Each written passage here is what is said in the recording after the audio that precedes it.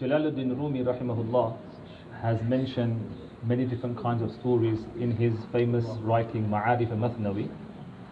And from amongst these stories, some of the stories he mentions, which are real, they're true stories, are between the King Mahmud and his minister Ayaz.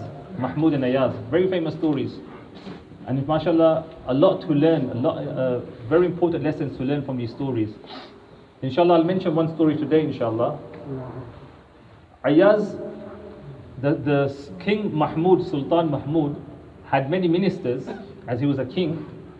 And one of the ministers he had was called Ayaz, who came from a very poor background, from the village type. A very simple person, very humble person, but very quickly he became very close to the king, very quickly.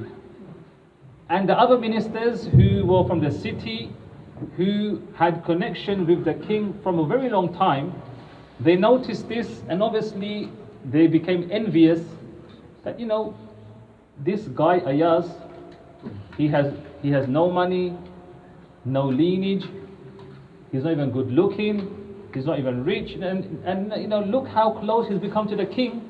So this started to bother the other ministers, that why has he become so close to the king, and why has the king become so close to him?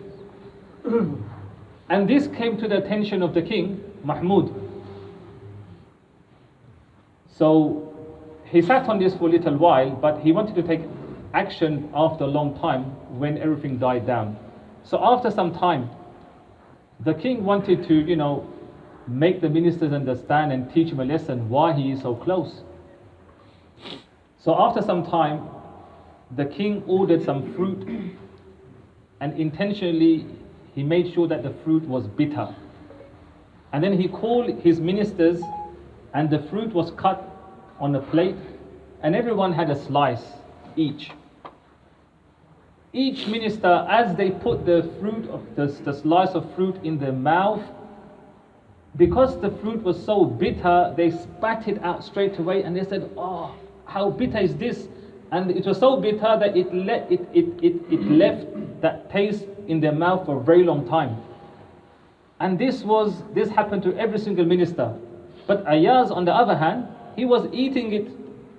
He was eating it as if like there was nothing wrong with it. So, and the other ministers were watching him, that, all of us, we're finding it bitter. Well, what about Ayaz?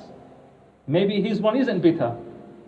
So the king asked the ministers, "Why have you spat out the fruit?" They said, "It's so bitter. How can you even take one bite and put it down our throat?" And then he asked Ayaz, "Ayaz, wasn't your fruit bitter?" He goes, "Yes, king, it was bitter."